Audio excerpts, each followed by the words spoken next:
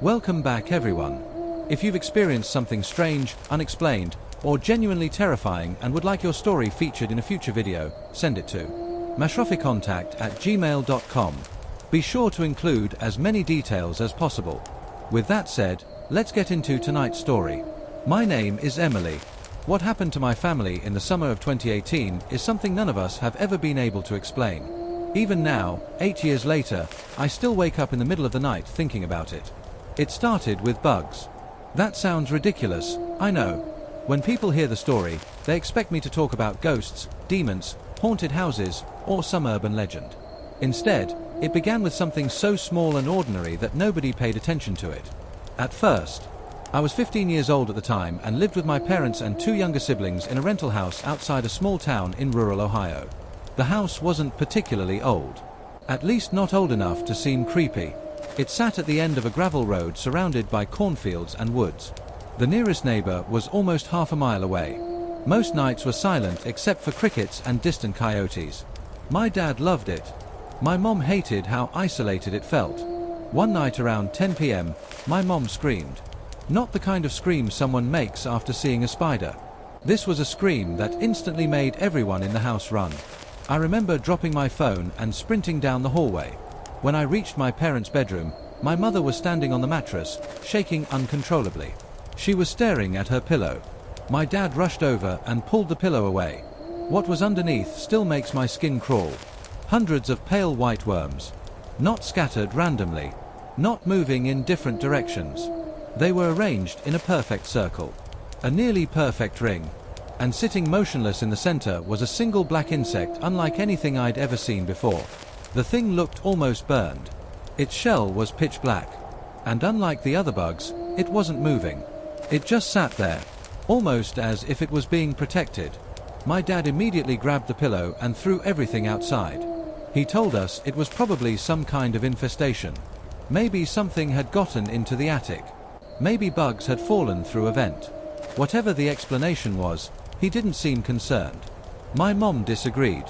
She couldn't stop talking about how unnatural it looked. The circle. The black insect. The fact that it was under her pillow and nowhere else. That night she barely slept.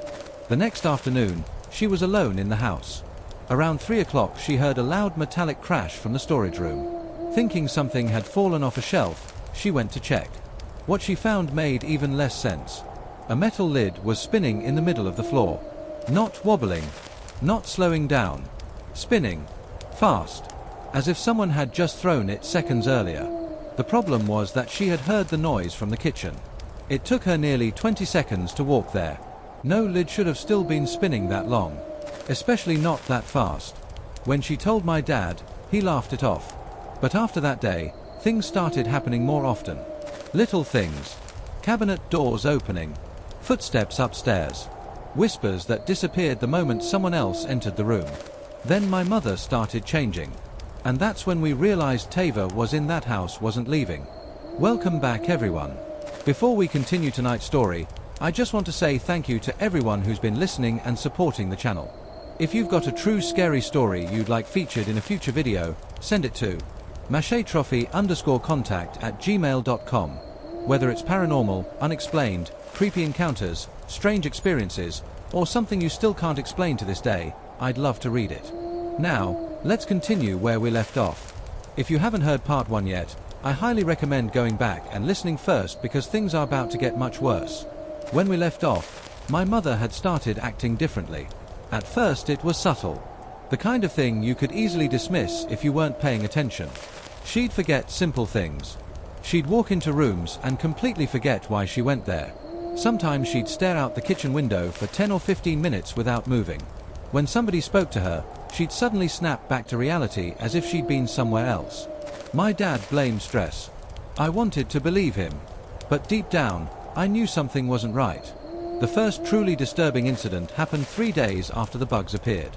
It was around sunset. My younger brother and sister were watching TV while I was finishing homework in my room. Suddenly, I heard my brother screaming. Not laughing. Not playing. Actually screaming. I ran downstairs. My brother was standing in the hallway crying hysterically.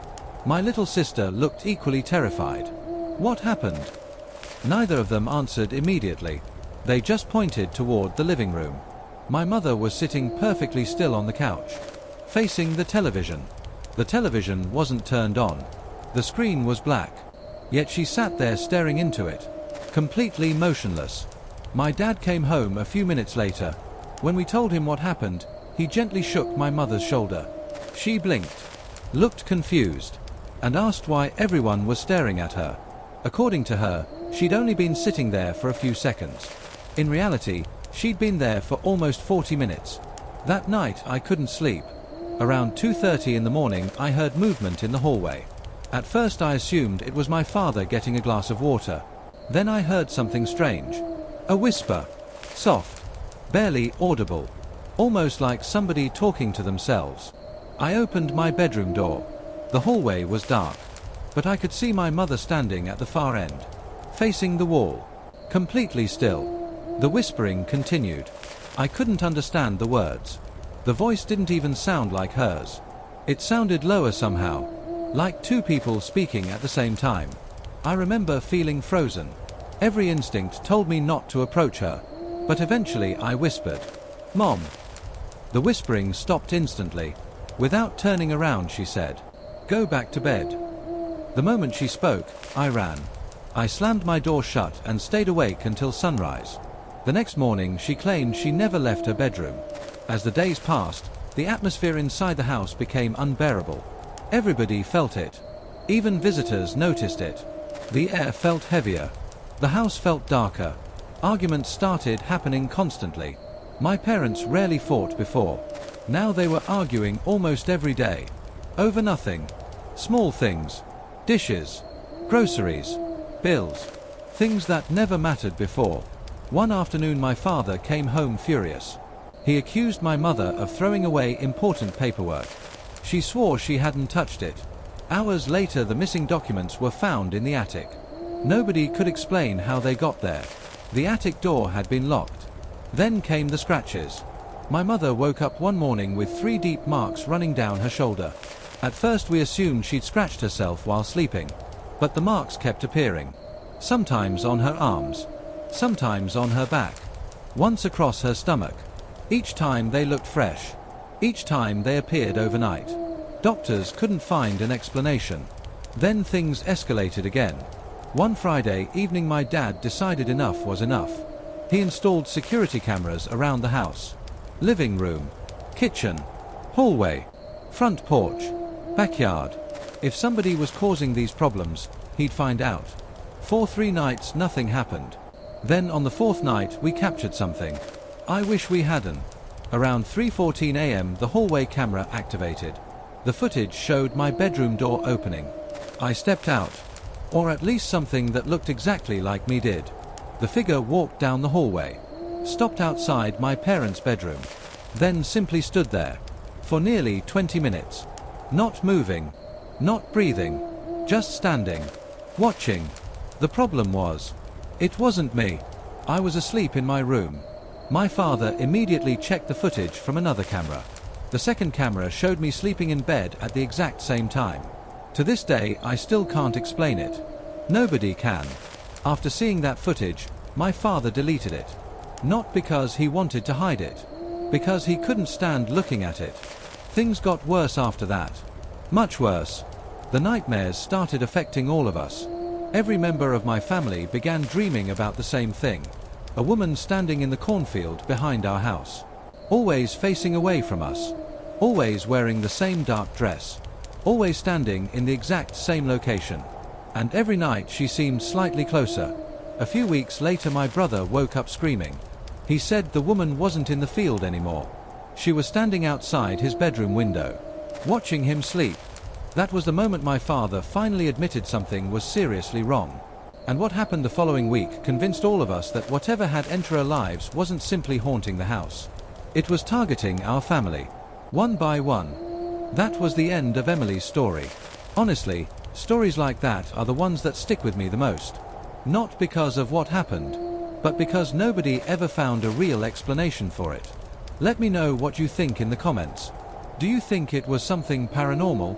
Or was there another explanation hiding beneath everything that happened? I'd genuinely like to hear your thoughts. And if you're enjoying tonight's story so far, don't forget to leave a like. It really helps the channel reach more people who enjoy true scary stories. Also, if you've experienced something strange, creepy, or completely unexplainable, send your story to mashraficontact@gmail.com. You might hear it featured in a future video. Now let's move on to the next story. This next one was sent in by a subscriber named Tyler. And unlike the previous story, this one doesn't involve a house. It happened during a hunting trip deep in the woods of northern Montana. To this day, Tyler says he has no idea what was following him out there. And after reading his account, neither do I. My name is Tyler. I'm 27 now, but this happened when I was 19. I grew up in Montana and spent most of my life hunting, camping, fishing, and doing pretty much anything that got me outside.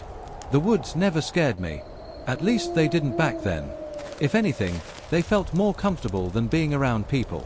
The area where this happened was about 2 hours north of my hometown. My uncle owned a small hunting cabin surrounded by thousands of acres of forest. No neighbors. No cell service. No roads for miles. Just trees. A lot of trees. Every fall, my uncle would let family members use the cabin during hunting season.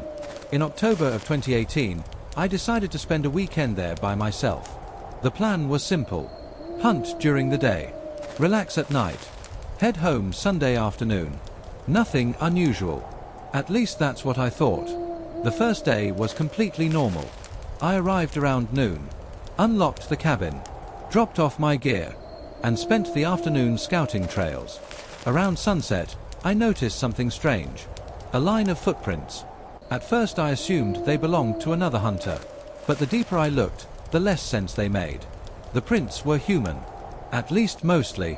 They looked like bare feet. But they were far too large. The heel looked human. The toes didn't. They seemed longer than normal. Almost stretched. And whatever made them had been walking through rough terrain barefoot. That alone was weird. But what bothered me most was the direction. The tracks weren't heading away from the cabin. They were leading toward it. I followed them for about 50 yards before losing them in rocky ground. At the time, I convinced myself it was probably nothing. Maybe a prank. Maybe distorted tracks. Maybe my imagination. Looking back now, I should have packed my gear and left right then. Because later that night, while sitting alone inside the cabin, I heard someone walking around outside. Slowly. Very slowly. Crunch. Crunch. Crunch. Circling the cabin. And whatever was making those footsteps never once tried to come inside.